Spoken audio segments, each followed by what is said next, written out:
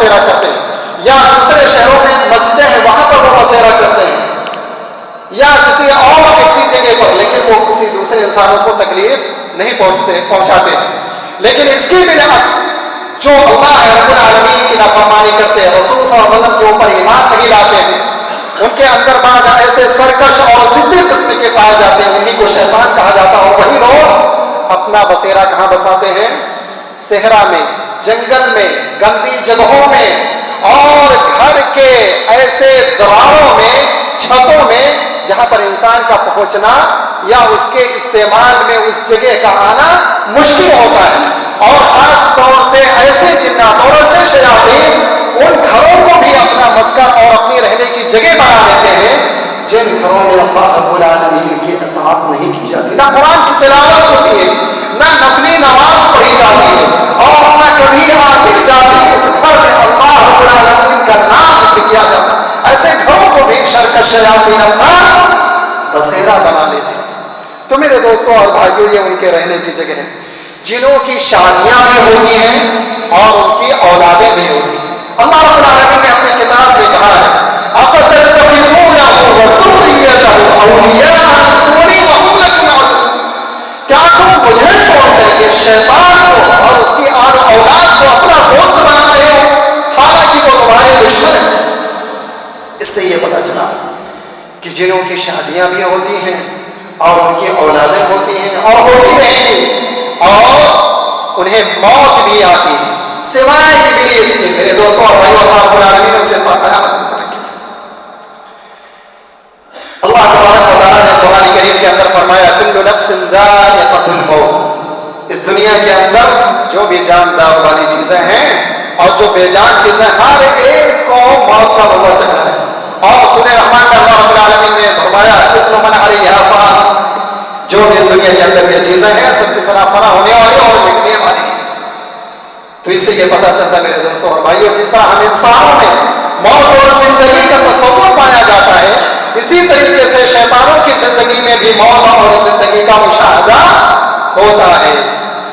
اب یہ چیزیں بتلائیں کہ اللہ رب العالمین نے ان کو کیا کیا اختیار دیا، جیسے کہ میں نے مختصر طور پر آپ کو بتایا کہ تیزی کے ساتھ ایک جگہ سے وہ دوسری جگہ منتقل ہو سکتے ہیں اور فضا میں وہ اڑ سکتے ہیں۔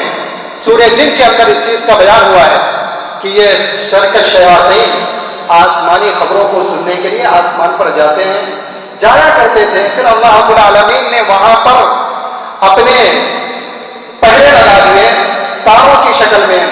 آج بھی آپ نے کبھی وہ تارا ٹوٹتے ہوئے دیکھا ہوگا کسی نے؟ تو میرے دوستوں اور بھائیوں، یہ سب انہی کی وجہ سے ہوتا ہے۔ اور یہاں پر دنیا کے اندر جو کاہن اور نجومی پائے جاتے ہیں، ان کے وہ چہرے ہوتے ہیں، وہاں کی کوئی ایک بات سن کر کے فرشتوں کی محفل سے آ کر کے پھر وہ اپنی نجومی یا اپنے موکل کو بتلاتے ہیں، اور وہ موکل ان کی ایک بات کو لے کر کے سوچ ملا کر کے لوگوں کو اپنا پیر اور مرید بناتا ہے۔ تو میرے دوستوں اور بھائیوں، یہ اختیارات اللہ رب العالمین نے دیا، اور اسی طریقے سے عمارت کے بنانے کی بے پناہ ہنر اور فن اللہ رب العالمین نے انہیں دیے۔ چنانچہ حضرت سلیمان علیہ السلام کو یہ حکومت دی تھی اللہ رب العالمین نے کہ وہ جنوں کے اوپر بھی حکومت کیا کرتے تھے اور جنوں سے بھی وہ کام لیا کرتے تھے اور جنوں کی وہ بولیاں بھی سمجھتے تھے۔ چنانچہ 22ویں پارے کے اندر یہ آیت ہے یعملون لہم ما یشاء، سلیمان علیہ السلام جو چاہتے تھے وہ کام سے، اور کیا یعملون لہم ما یشاء من محاریب وتماثیل وجفان کالجواب وقدور قاسیات، بڑی بڑی دیگیں اور پرات جسے کہتے ہیں، لگن، ایسی چیزیں حضرت سلیمان علیہ السلام کے لیے وہ تیار کرتے تھے، لوہے سے بناتے تھے۔ آج ہمارے اور آپ کی زندگی میں بڑی بڑی مشینیں ہیں، بڑی بڑی ٹیکنالوجی ہے۔ سوچیں کہ اس دور میں کتنے سال پہلے کا واقعہ، اس دور میں لوہے کو کس طریقے سے یہ گراتے تھے، کس طریقے سے اپنے من کے مطابق چیزوں کو تیار کر لیتے تھے۔ اللہ رب العالمین نے یہ دی تھی طاقت حضرت سلیمان علیہ السلام کو اور ان جنوں کو۔ تو میرے دوستوں اور بھائیوں، یہ پتہ چلا کہ یہ اختیار اللہ رب العالمین ان کو دیا۔ انسانوں کے پاس یہ طاقت نہیں ہے کہ اتنی تیزی کے ساتھ کسی دوسری جگہ منتقل ہو جائے یا اتنی بھاری بھرکم چیز حدیث کو وہ ایک جگہ سے دوسری جگہ اٹھا کر کے منتقل کر دیں. یہ قصہ تو چھوڑیے، اس سے بھی زیادہ حیرتناک سلیمان علیہ السلام کی زندگی میں 19ویں بارے میں قصہ قرآن نے ذکر کیا ہے کہ جب حضرت سلیمان علیہ السلام نے ملکہ سبا کو دعوت دی اسلام قبول کرنے کی، اور اپنے دربار میں حاضر ہونے سے پہلے اپنے درباریوں کی محفل لگا کر کے حضرت سلیمان علیہ السلام نے کہا ایکم یأتینی بعرشہا قبل ان یأتونی مسلمین، تم میں سے کون اس کے تخت کو اس کے مسلمان بن کر آنے سے پہلے ہمارے سامنے لا سکتا ہے؟ قال ابغیتم من الجن انا آتیک بہ قبل ان تقوم من مقامک. تو ایک بھاری بھرکم جسم والے اور طاقت والے جن نے کہا، عفریت اس جن کو کہتے ہیں وہ جو بہت زیادہ بھاری ہو، بڑا پہلوان ہو، اور اس جن کو کہا جاتا ہے. اس نے کہا کہ میں آپ کی جگری کے اٹھنے سے پہلے میں اس کے عرش کو، اس کے تخت کو آپ کے سامنے لا کر کے حاضر کر سکتا ہوں. سوچیں کہ اس وقت حضرت سلیمان علیہ السلام فلسطین یروشلم میں تھے، اور مکہ سنا یمن کے اندر تقریباً 1.5 یا 2,000 کلومیٹر کے فاصلے پر تھی. وہاں پر اس کی حکومت تھی. وہاں سے یروشلم کے اندر اس کے تخت کو، پہلی بار تخت کو اٹھانا لانا یہ مسئلہ، اور پھر اتنی بڑی مسافت کو صرف یہ کہ آپ اٹھنے کے پہلے، آپ اٹھ نہیں سکتے اس کے پہلے اس کے عرش کو ہم آپ کے سامنے لا کے حاضر کر دیں گے. یہ طاقت، حیرتناک طاقت. حتیٰ کہ آج جن کو بڑی اپنی ایجادوں پر ناز ہے، جن کو اپنی ٹیکنالوجی پر ناز ہے، ایسی طاقت میرے دوستوں اور بھائیوں اللہ رب العالمین نے اپنی مخلوق کو دے رکھی ہے آج کی. مگر یہ انسان چند چیزیں اختیار کر کے، ایجاد کر کے ان پر اترانے لگتا ہے کہ میں نے تو بہت چیزیں پالی ہیں، حتیٰ کہ وہ اللہ رب العالمین کا انکار کر دیتا ہے. حالانکہ اسے ایمان لانا چاہیے تکبر کرنے کے بجائے، اترانے کے بجائے. مگر ایسا نہیں ہوتا ہے میرے دوستوں اور بھائیوں. یہ جن کو اور شیطان کو اللہ رب العالمین نے اختیار دیے، اور اسی طریقے سے انسان کے جسم میں داخل ہونے کا بھی اللہ رب العالمین نے ان کو اختیار دیا. اللہ کے رسول صلی اللہ علیہ وسلم نے بتایا کہ الانسان یجری کمجرى الدم، یعنی انسان کے خونوں میں یہ شیطان اس طریقے سے دوڑتا ہے، رگوں میں اس طریقے سے دوڑتا ہے جس طریقے سے انسانی بدن میں جو رگیں ہوتی ہیں اس کے اندر خون دوڑتا ہے. اس طریقے سے یہ شیطان انسان کے جسم میں داخل ہوتا ہے، اور نیند کی حالت میں انسان کے اوپر اس کا قبضہ ہوتا ہے، اور دین، ان کا دین اور ایمان بھی ہوتا ہے جیسے میں نے آپ کے سامنے بتایا. اب آخری مسئلہ سوال یہ ہے کہ وہ جنت میں جائیں گے یا جہنم میں؟ علامہ ابن تیمیہ رحمہ اللہ نے اس کا جواب دیا کہ جس طریقے سے ہم مسلمانوں میں اور انسانوں میں اللہ کے نیک بندے ہیں، دنیا میں عمل کرتے ہیں، وہ جنت میں جائیں، اسی طریقے سے شیطانوں میں اور جناتوں میں بھی جو اللہ رب العالمین کے بتائے ہوئے راستے پر اپنے جیون کو، اپنی زندگی کو بتا رہے ہیں، وہ جنت میں جائیں گے. اور جو نافرمان ہیں، کافر ہیں، بے شک وہ انسانوں کے ساتھ جہنم میں جائیں گے. میرے دوستوں اور بھائیوں، وہ کون سے کام ہیں جن کو شیطان یا جنات نہیں کر سکتے، بے بس ہیں، عاجز ہیں؟ ان میں سے سب سے پہلا کام کیا ہے؟ قرآن جیسی کوئی کتاب شیطان یا جن مل کر کے لانا چاہے تو نہیں لا سکتے، اس لیے کہ قرآن نے اس کو چیلنج کیا ہے. اللہ رب العالمین نے اپنے رسول صلی اللہ علیہ وسلم کو یہ معجزہ دیا ہے، اور قرآن نے کہا قُلْ لَئِنِ اجْتَمَعَتِ الْإِنسُ وَالْجِنُّ عَلَىٰ أَن يَأْتُوا بِمِثْلِ هَٰذَا الْقُرْآنِ لَا يَأْتُونَ بِمِثْلِهِ وَلَوْ كَانَ بَعْضُهُمْ لِبَعْضٍ ظَهِيرًا. اگر یہ انسان اور جنات ایک دوسرے کے معاون اور مددگار بھی ہو جائیں تو قرآن جیسی کتاب لانے سے وہ قاصر اور مجبور ہے. دوسری ان کی مجبوری کیا؟ نیک لوگوں سے ڈر کر کے وہ بھاگتے ہیں. وہ مسلمان و مومن جو صبح و شام اللہ رب العالمین اور اللہ کے رسول صلی اللہ علیہ وسلم کے بتائے ہوئے اذکار کو اپنی زندگی میں پڑھتا ہے، حلال و حرام کی تمیز کرتا ہے، اس کے دل میں اللہ کا تقویٰ اور خشیت رہتی ہے، ایسے شخص سے شیطان ڈرتا ہے. چنانچہ حضرت عمر فاروق رضی اللہ تعالی عنہ کا قصہ یاد کریں. اللہ کے رسول صلی اللہ علیہ وآلہ وسلم نے ان کے بارے میں کہا کہ عمر جس راستے سے جاتے ہیں، جس گلی سے گزرتے ہیں، شیطان اس گلی کو چھوڑ کر کے بھاگ جاتا ہے. آج ہم میں سے اور آپ میں سے بہت سے لوگ ذکر و اذکار بھی کرتے ہیں لیکن کہتے ہیں پھر بھی کوئی فائدہ نہیں ہوتا. اس کے اوپر ذرا ایک قصہ یاد آتا ہے میرے دوستوں اور بھائیوں، اور کچھ مثالیں میں ذرا اس بات کو واضح کروں آپ کے سامنے کہ میرے دوستوں اور بھائیوں، ہمارا آپ کا اذکار، ہمارا آپ کا ایمان کتنا مضبوط ہے اور کیوں ہمیں فائدہ نہیں دیتا. اس کی وجہ کیا ہے؟ اس کی وجہ یہ ہے، ایک استاد طالب علموں کو درس دے، دوران درس کسی طالب علم سے پوچھا کہ اگر تمہارا کسی ایسی جگہ سے گزر ہو جہاں پر بکریوں کا چرواہا اپنی بکریوں سمیت موجود ہو اور اس کا بھیڑیا یا اس کا کتا تمہیں پریشان کرنے لگے تو تم کیا کرو گے؟ کہا کہ اس کا مقابلہ کریں گے، اس سے دفاع کرنے کی کوشش کریں گے. کہا پھر بھی نہیں کر سکتے تو کیا کرو گے؟ کہا کہ کریں گے، اس سے لڑیں گے. کہا کہ اس طرح تو بات زیادہ طویل ہو جائے گی، معاملہ زیادہ بڑھ جائے گا. آخر آخری حل کیا ہے؟ مختصر حل کیا ہے؟ بچہ خاموش رہا تو استاد نے یہ بتلایا کہ تمہیں چاہیے کہ تم اس کتے کے مالک سے کہو کہ وہ اپنے کتے کو روک لے، وہ اپنی مخصوص آواز میں کتے کو بلائے گا، کتے اس کے پاس جائے گا، تمہارا راستہ چھوڑ دے گا. تو ہمارے اور آپ کے ذکر یہ ایمان کی یہ مثال ہے میرے دوستوں. ہم شیطان سے کیسے لڑ سکتے ہیں؟ جب شیطان کو کس نے پیدا کیا؟ ہمیں کس نے پیدا کیا؟ جب رب کی ہم بات مانیں گے، رب کے بتائے ہوئے اسرار سنیں گے، اس کے بتائے ہوئے طریقے کے مطابق چلیں گے، وہ خود ہی ہم سے دور ہو جائے. اسی طریقے سے دوسری مثال میرے دوستوں اور بھائیوں، علامہ ابن قیم رحمہ اللہ نے اپنی کتاب کے اندر یہ ذکر کیا اور بیان کیا کہ ذکر و اذکار کرنے والے انسانوں کی دو صورتیں. ایک ایسا انسان ہے جو گھر کے سامنے بیٹھا ہوتا ہے، اس کے سامنے کھانے پینے کی کوئی چیز نہیں ہوتی، اگر وہاں سے کتا گزر رہا ہوتا ہے، اگر وہ اسے ڈانٹے اور ڈپٹے تو وہ فوراً وہاں سے دفع ہو جائے گا. لیکن ایک ایسا انسان جو اپنے سامنے گوشت وغیرہ کا دسترخوان لے کر کے بیٹھا ہو اور کھانا برآمد کر رہا ہو اور وہاں پر وہ چیز آ جائے تو اگر اسے وہ ہٹانا چاہے تو دور ہو کر کے بیٹھے گا یا تھوڑی دیر کے لیے ہٹے گا، پھر وہ آئے گا. تو میرے دوستوں اور بھائیوں، ہمارے اور آپ کے ذکر و اذکار اور ایمان کی یہی مثال ہے.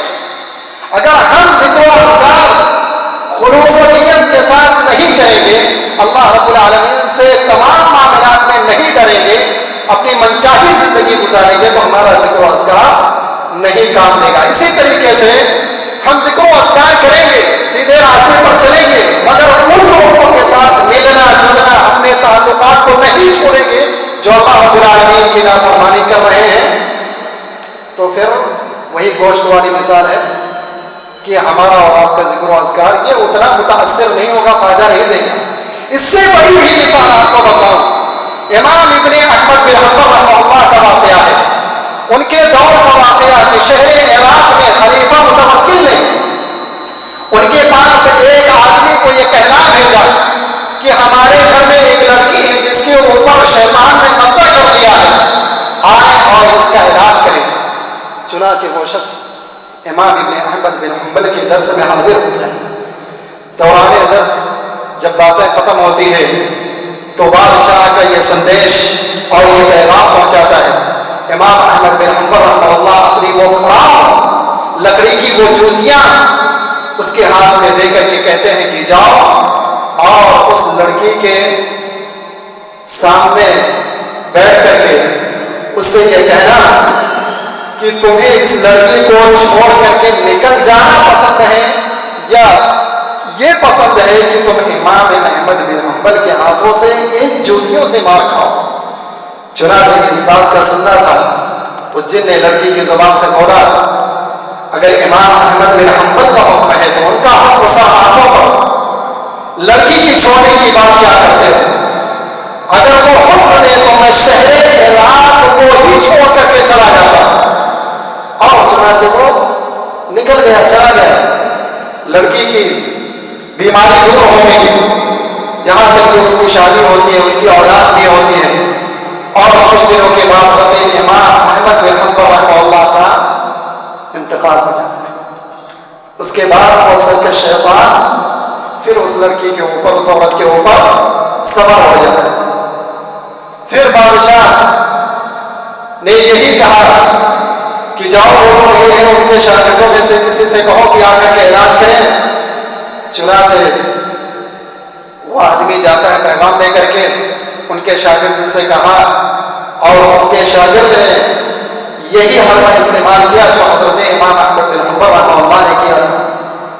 شیطان وہاں پر اسے کیا جواب دیتا ہے؟ کہا امام احمد بن رحمہ اللہ کی بات اور تھی، مگر یہ تمہارے بس کی بات نہیں ہے کہ تم مجھے نکال سکو، میں اسے چھوڑنے والا نہیں ہوں۔ تو میرے دوستوں اور بھائیوں، کہنے کا مطلب یہ ہے کہ ذکر و اذکار اللہ رب العالمین کے لیے ہو اخلاص کے ساتھ، اور ہمارے اولاد میں جو معاملات ہوں، دوسرے زندگی کے جو امور ہیں، سارے کے سارے اللہ رب العالمین کے لیے ہونا چاہیے۔ اللہ رب العالمین کے بتائے ہوئے طریقے کے مطابق پوری زندگی گزارنے کی کوشش کرنا چاہیے۔ اب آخر اس شیطانی قوت سے یا اس ازلی دشمن سے، جو انسان کا اصلی دشمن ہے، جس نے رب کے سامنے قسم کھائی ہے پہچانے کی، اتنی قسم کھائی ہے کہ وہ پہچانے کے لیے آج سے دنیا کی پیدائش سے لے کر کے آخرت وفا ہونے تک وہ کوشش کرتا رہے گا، اور اتنے لوگوں کو وہ جو ہے برباد کرے گا، جنت سے محروم کرے گا کہ آپ اس کا اندازہ نہیں لگا سکتے۔ اگر اندازہ لگائیں تو ایک ہلکی مثال صحیح بخاری میں حضرت آدم رضی اللہ علیہ السلام کے قصے سے ملتی ہے کہ روز قیامت اللہ رب العالمین حضرت آدم علیہ السلام سے کہے گا، اے آدم، اپنی ذریت سے جہنمیوں کو الگ کرو۔ تو حضرت آدم علیہ السلام اللہ رب العالمین سے پوچھیں گے کہ اللہ کتنے لوگوں کو کتنی عادت میں نکالے؟ اللہ تبارک و تعالی نے فرمایا، دو روایتیں ہیں باقی رسول صلی اللہ علیہ وسلم سے، ایک روایت کے مطابق 100 میں سے 99 لوگ جہنم میں اور ایک آدمی جنت میں۔ دوسری روایت میں کیا؟ 9900 لوگ جہنم میں اور باقی کے 1000 جنت میں۔ اس سے آپ اندازہ لگائیں کہ جب سے دنیا قائم رہی اور آنے والے قیامت تک کتنے لوگ پیدا ہوں گے اور آئیں گے جائیں گے، اور کتنی کثرت کے ساتھ اللہ رب العالمین کی نافرمانی کرنے والے ہیں۔ یہ شیطانی حربیں ہیں اور یہ شیطانی وسوسے ہیں، یہ شیطانی راہیں ہیں۔ میرے دوستوں اور بھائیوں، ان سے بچنا ہمارا آپ کا ضروری ہے، اور اسی طریقے سے بعض حسی چیزوں کو اختیار کرنے کی اللہ کے رسول صلی اللہ علیہ وسلم نے ہمیں اور آپ کو اپنی امت کو ترغیب دی ہے کہ آپ اپنی زندگی میں ان کو اپنائیں گے، ان کو استعمال میں لائیں گے تو ان طاقتوں کا، ایسے دشمن کا تمہارے اوپر حاوی ہونا مشکل ہوگا، نہیں ہو سکتا۔ کیا چیزیں ہیں وہ؟ نہار کو ہر مسلمان اور مومن کو اجوا کھجوریں کھانا چاہیے۔ اگر یہ نہ ہو سکے، اللہ کے رسول صلی اللہ علیہ وسلم نے حضرت سعد بن وقاص رضی اللہ عنہ سے کہا تھا کہ اگر مدینے کی اجوا کے 7 دانے صبح نہار کو کھائیں تو کسی قسم کا کوئی زہر اور جادو اثر نہیں کرے گا۔ لیکن علماء نے یہ کہا ہے کہ میرے دوستوں اور بھائیوں، اگر اجوا کھجور نہ ملے تو کسی قسم کا بھی کھجور ہو، کہیں کا بھی ہو، صبح سویرے خالی پیٹ 7 دانے ضرور کھانے چاہیے۔ اسی طریقے سے میرے دوستوں اور بھائیوں، اگر ہو سکے تو زمزم پینے کا اہتمام کرنا چاہیے۔ زمزم میں اللہ رب العالمین نے شفا رکھی ہے، اور شرط یہ ہے کہ زمزم اس طریقے پر پیا جائے جو طریقہ اللہ کے رسول صلی اللہ علیہ وسلم نے بیان فرمایا ہے۔ حضرت ابن ملیکہ رضی اللہ تعالیٰ عنہ بیان کرتے ہیں کہ مجھ سے عبداللہ ابن عباس رضی اللہ تعالیٰ عنہ نے پوچھا، کیا تم نے زمزم اس طریقے پر پیا جو اس کے پینے کا طریقہ ہے؟ انہوں نے کہا کیا اس کا طریقہ ہے؟ حضرت عباس رضی اللہ تعالیٰ عنہ نے بتلایا کہ بسم اللہ پڑھ کر کے، قبلہ رخ ہو کر کے، اور 3 سانس میں پینا چاہیے، اور پیٹ بھر کر کے پینا چاہیے، پیٹ بھر کر کے پینا چاہیے، اور پینے کے بعد الحمدللہ کہنا چاہیے۔ یہ زمزم پینے کا طریقہ. بعض ہمارے بھائی سوال کرتے ہیں کہ بیٹھ کر کے پینا چاہیے, کھڑے ہو کر کے پینا چاہیے. میرے دوستوں اور بھائیوں, اس حدیث کے اندر نہ پینے کا بیٹھنے کا ذکر ہے, نہ کھڑے ہونے کا ذکر ہے.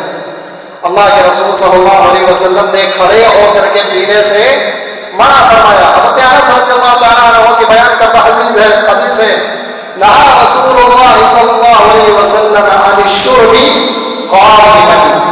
اللہ تبارک و تعالیٰ کے رسول صلی اللہ علیہ وسلم نے کھڑے ہو کر کے پینے سے منع فرمایا.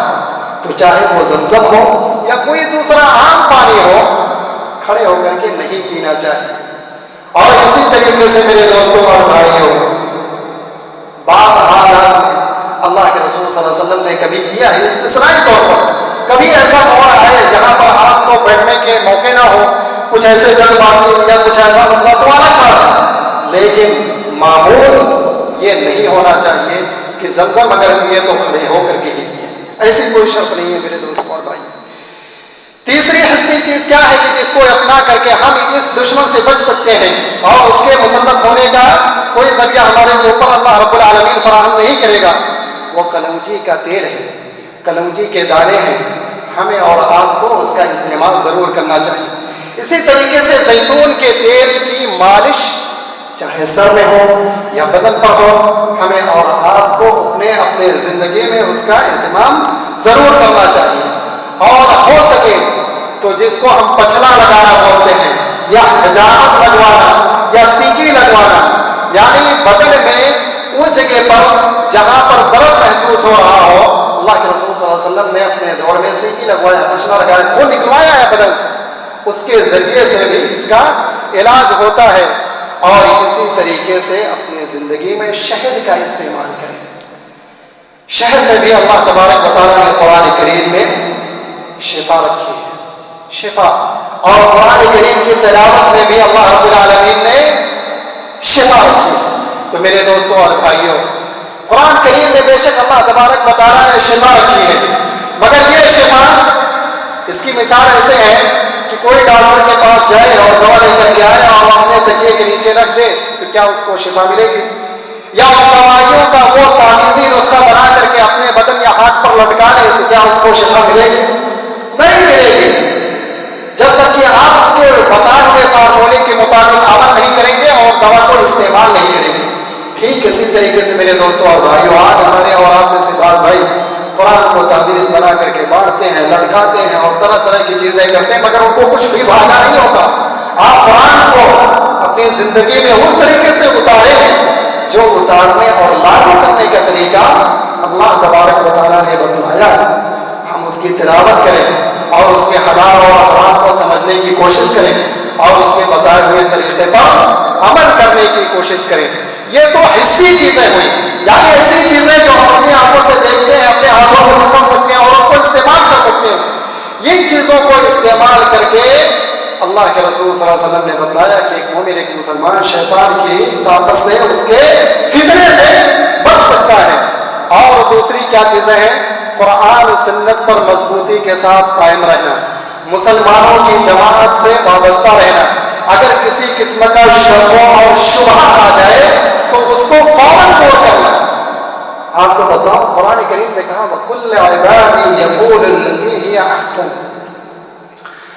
قرآن کریم نے کہا اپنے نبی صلی اللہ علیہ وسلم سے کہ آپ میرے بندوں سے کہہ دیں, اللہ تبارک و تعالیٰ کہہ رہا ہے کیسے؟ رسول صلی اللہ علیہ وسلم سے, آپ ان بندوں سے کہہ دیں کہ وہ اپنے بھائیوں سے آپس میں جب بات کریں تو اچھے لہجے میں اور نرمی کے ساتھ بات کریں.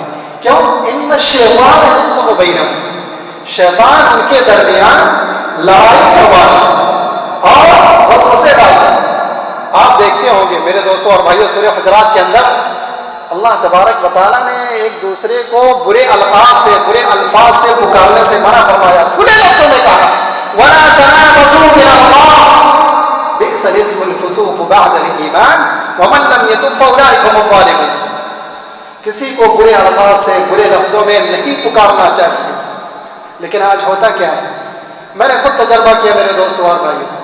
ایک شخص ہمارے پاس آتا ہے, میں اسے بھائی کہتا ہوں, جب بھی ملتا ہے میں اس کو بھائی کر کے اس کی حال اور خیریت معلوم کرتا ہوں, اور وہ مجھے کیا کہتا ہے؟ سر جی. میں نے ان کو ایک بار کہا سر جی نہیں میرا نام ریاض ہے, آپ مجھے اعتراض کیے, لیکن نہیں سر جی.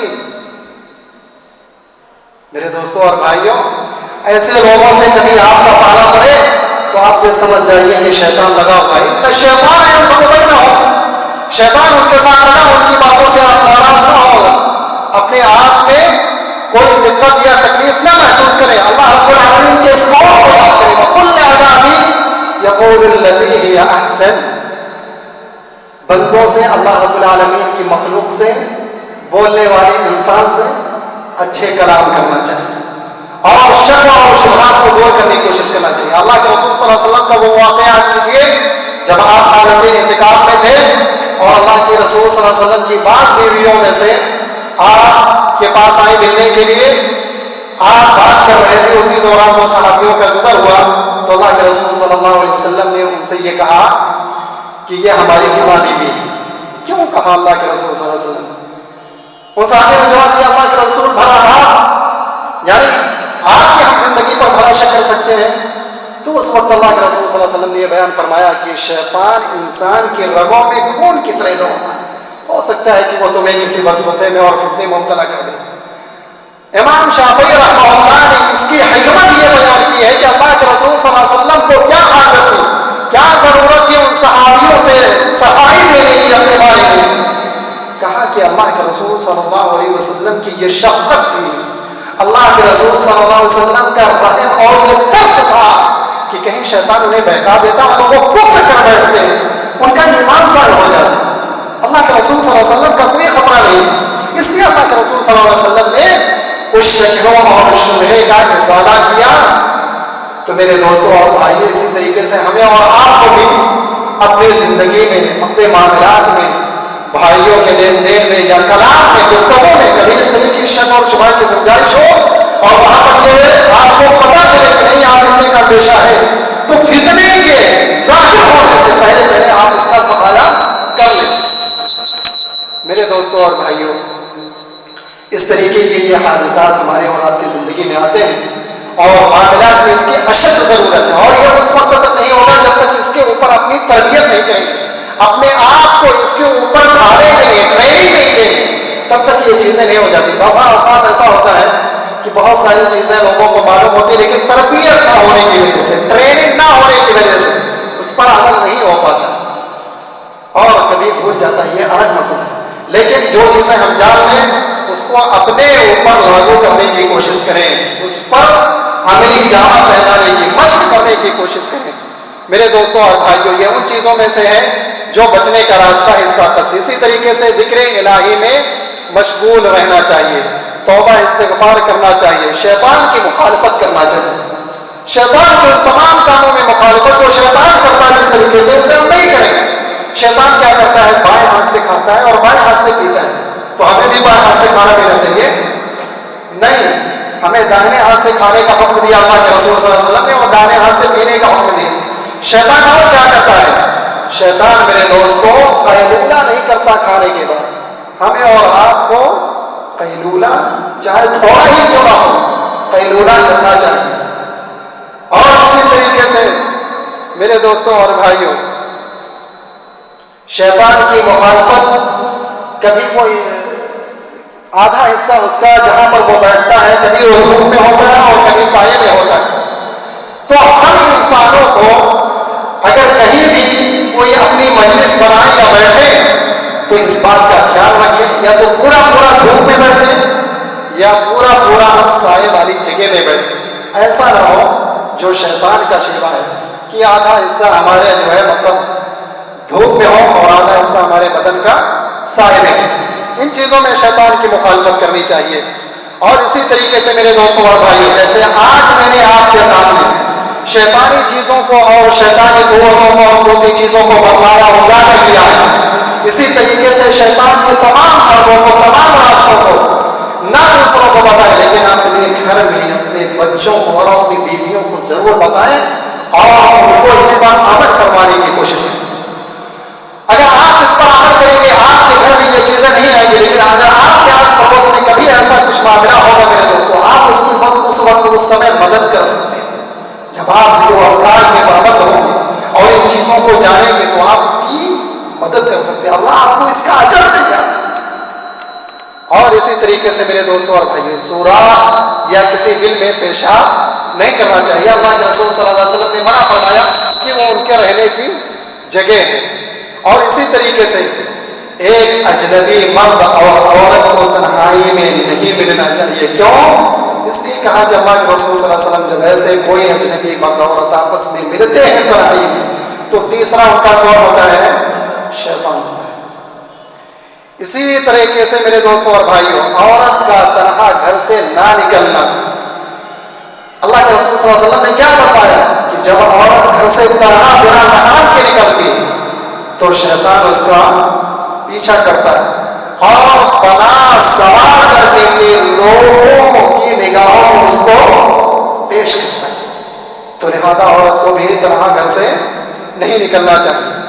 نماز کی صفوں میں خالی جگہیں نہیں چھوڑنا چاہیے۔ کیوں؟ اللہ کے رسول صلی اللہ علیہ وسلم نے کیا کہا کہ نماز کی صفوں میں خالی جگہیں دیکھتا ہوں اور شیطان اس خالی جگہوں میں اس طریقے سے مجھے نظر آتا ہے جیسے کوئی بکری کا بچہ یا حسب کہا گیا ہے دودھے کا بچہ۔ تو ہمیں بھی یہاں سعودیہ عربیہ میں ذرا اس چیز میں کوتاہی نظر آتی ہے، لیکن بعض اسی جگہوں پہ ہم نے دیکھا ہے کہ ماشاءاللہ بڑے اہتمام سے پاؤں کو پاؤں ملاتے ہیں اور جگہ کو پورا مکمل فل کرنے کی کوشش کرتے ہیں۔ اور اسی طریقے سے ابھی میں نے یہاں کی بات کی تو مجھے ایک اور چیز یاد آئی شیطان کی مخالفت کی۔ شیطان ہمیشہ بائیں ہاتھ سے لین دین کرتا ہے۔ ہم مومنوں اور مسلمانوں کو دائیں ہاتھ سے لین دین کی کوشش کرنا چاہیے، اور اس چیز پر عمل سعودی عربیہ میں میں نے بہت اہتمام سے دیکھا، یہاں تک کہ یہاں کے بعض نیک انسانوں کو میں نے دیکھا ہے وہ دائیں ہاتھ سے اگر آپ کو کوئی چیز دے رہا ہے، اگر آپ نے اپنا بائیں ہاتھ بڑھا دیا تو آپ کو وہ چیز نہیں دے گا یہاں تک کہ اپنا بائیں ہاتھ بڑھائیں تبھی وہ آپ کے حوالے کرے گا۔ تو یہ چیزیں ہیں میرے دوستوں اور بھائیوں، جانتے ہیں، لیکن اس پر ذرا اپنے آپ کو اپنے نفس کو مشق کرنے کی کوشش تبھی یہ چیزیں ہو پائیں گی۔ اور اسی طریقے سے میرے دوستوں اور بھائیوں، گھر میں نظر آنے والے سانپوں کو نہ مارنا۔ کیوں؟ اللہ کے رسول صلی اللہ علیہ وآلہ وسلم کی حدیث ہے کہ گھر میں اگر تمہیں کوئی شیطان نظر آئے، کوئی سانپ نظر آئے تو اسے 3 بار یہ کہو کہ تم اللہ کے حوالے یہاں سے دفع ہو جاؤ اور اپنے شر کو مجھ سے روک لو اور آج کے بعد مجھے یہاں پر نظر نہ آؤ، یہ کہیں۔ اور اگر اس کے بعد بھی وہ آپ کو دوبارہ نظر آئے، 3 دن تک مہلت ہے، تیسرے دن کے بعد بھی آپ کو نظر آئے تو اللہ کے رسول صلی اللہ علیہ وسلم نے کہا کہ پھر وہ مومن شیطان یا جن نہیں ہے بلکہ وہ کیا ہے؟ شیطان ہے۔ مومن جن نہیں ہے بلکہ وہ شیطان، اسے بدل کر دو۔ اور ایک واقعہ بتاؤں، حضرت ابو سعید رضی اللہ تعالیٰ عنہ کا ہے۔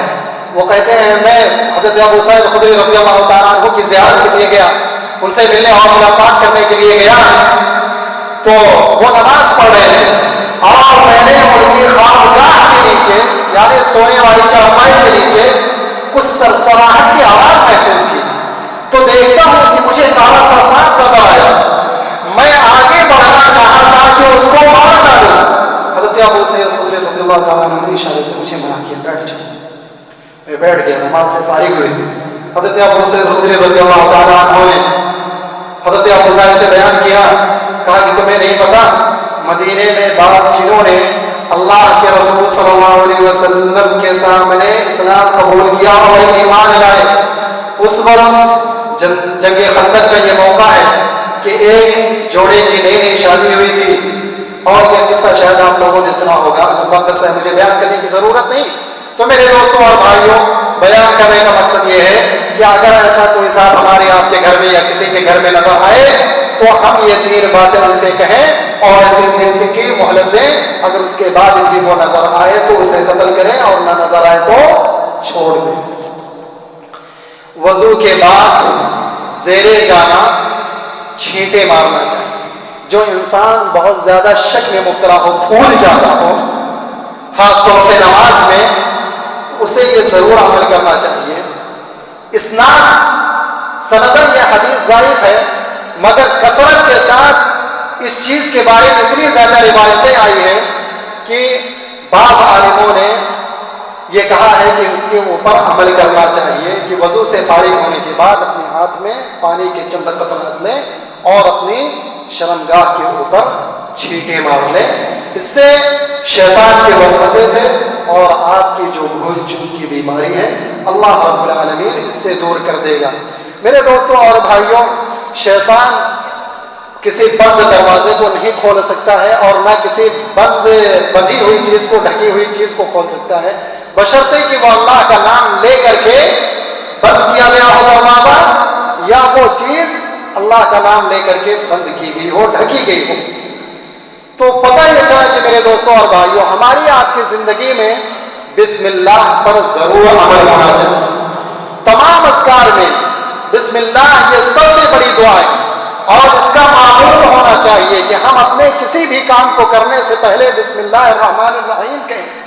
اللہ کے رسول صلی اللہ علیہ وآلہ وسلم کا واقعہ ہے کہ آپ کے ساتھ کسی صحابی کا ایک سفر تھا، دوران سفر جانور نے چوٹ کھائی اور وہ گر گئے سواری سے، تو انہوں نے کچھ اور بتا. اللہ کے رسول نے کہا یہ نہ کہو بلکہ کہو بسم اللہ الرحمن الرحیم، کیونکہ ان باتوں سے تمہارے شیطان خوش ہو جاتا ہے. اور جب بسم اللہ الرحمن الرحیم کوئی پڑھتا ہے تو شیطان نا امید ہو کر کے، نراش ہو کر کے، سکڑ کر کے مکھی کی طرح سے ہو جاتا ہے. تو یہ بسم اللہ بہت بڑی طاقت ہے میرے دوستوں اور بھائی. بسم اللہ سب سے بڑا جو ہے ذکر ہے. ہر ایک کام کی شروعات میں بسم اللہ الرحمن الرحیم پڑھنا اور کہنا چاہیے. اسی طریقے سے ذکر و اذکار کے بعد ہم اپنی بات کو ختم کرتے ہیں. ہم گھر میں آئیں اور جائیں، گھر سے نکلیں یا گھر میں داخل ہوں تو اس کی دعاؤں کو یاد کریں، وہ دعائیں ضرور پڑھیں. کھانا کھائیں، کھانے سے فارغ ہوں، اس دعا کو ضرور پڑھیں. حمام میں جائیں، حمام سے نکلیں تو ان دعاؤں کو یاد کریں اور وہ دعائیں ضرور پڑھیں. اور کوئی اپنے خانقاہ میں جائے نبی کے پاس تو خاص دعا ہے اور وہ دعا ضرور پڑھے. اور اسی طریقے سے کوئی نیا جوڑا شادی کرے، شادی کے بعد اپنے بیوی کے ملنے سے پہلے وہ چند چیزیں ضرور کرے. سب سے پہلے وہ دعا ہے، ایک دعا پڑھے، اللہم انی اسألک خیرها وخیر ما جبلت علیہ. نبی دعا مختصر طور پر ان چیزوں کو بیان کر کے اپنی بات کو ختم کرتا ہوں. اس دعا کو پڑھے، اس کے بعد پھر میاں بیوی دونوں مل کر کے نفلی نماز پڑھیں اور پھر خاص وقت پر ایک دوسری دعا ہے اس دعا کو بھی پڑھیں. میرے دوستوں اور بھائیوں، ان دعاؤں کا اہتمام کریں اور آپ کے گھر میں جو چھوٹے بچے ہیں ننھے منھے ان کو بھی کبھی کبھار ان کے اوپر دم کیا کریں. حضرت حسن اور حسین رضی اللہ تعالی عنہما کے اوپر اللہ کے رسول صلی اللہ علیہ وسلم دم کیا کرتے تھے. اعیذہما بکلمات اللہ التامات من کل شیطان وہامہ ومن کل عین لامہ. اور اسی طریقے سے حضرت ابراہیم علیہ السلام اپنے دونوں بیٹے اسحاق اور اسماعیل علیہ السلام پر دم کیا کرتے تھے. تو شیطان جو ہے ایسے دم کے بعد ان کو تکلیف پہنچانے سے باز رہتا ہے، پھر اس کو کوئی راستہ نہیں ملتا ہے. اور اسی طریقے سے میرے دوستوں اور بھائیوں آپ کو بتلاؤں کہ کوئی اگر حاملہ عورت ہو اور وہ دوران حمل اس ذکر کا اہتمام کرے تو پیدائش کے بعد شیطان اس بچے کو کچوکے نہیں لگا سکتا ہے. اللہ کے رسول صلی اللہ علیہ وسلم نے ایک حدیث ہے، امام بخاری رحمہ اللہ نے اپنی کتاب کے اندر ذکر کیا ہے کہ جب کوئی انسان نومولود بچہ جنم لیتا ہے تو یہ شیطان اس کے دونوں پہلوؤں میں انگلی چبھوتا ہے اور اس تکلیف سے یہ بچہ روتا ہے. مگر کچھ ایسے بچے دنیا کے اندر پیدا ہوئے اور شیطان کے شر سے وہ محفوظ رہے. کون؟ آپ میں سے کوئی بتلائے گا؟ حضرت عیسیٰ علیہ السلام. اور کون؟ حضرت مریم علیہ السلام. اور کون؟ عمار بن یاسر رضی اللہ تعالیٰ. میرے دوستوں اور بھائیوں، حضرت مریم کی والدہ یہ دعا پڑھا کرتی تھی. تیسرے پارے میں قرآن کریم کی آیت کی شکل میں یہ موجود ہے، انی اعیذھا بک وذریتھا من الشیطان الرجیم. میں اس کو شیطان کے اور شیطان کے آل و اولاد کے شر سے تیری پناہ میں دیتی. اس دعا کا نتیجہ تھا اللہ رب العالمین نے ان کو محفوظ کیا. اور خود یہ میرے دوستوں اور بھائیوں تجربے کی بات ہے کہ کوئی حاملہ عورت دوران حمل اس دعا کا اہتمام کرے اور خاص زچہ یعنی جب جنم لینے کے بچے کا وقت آئے تو بسم اللہ پڑھ کر کے اپنے کپڑے اتارے، انشاءاللہ اللہ رب العالمین اس کے نومولود کو، اس کے بچے کو شیطان کے شر سے محفوظ رکھے۔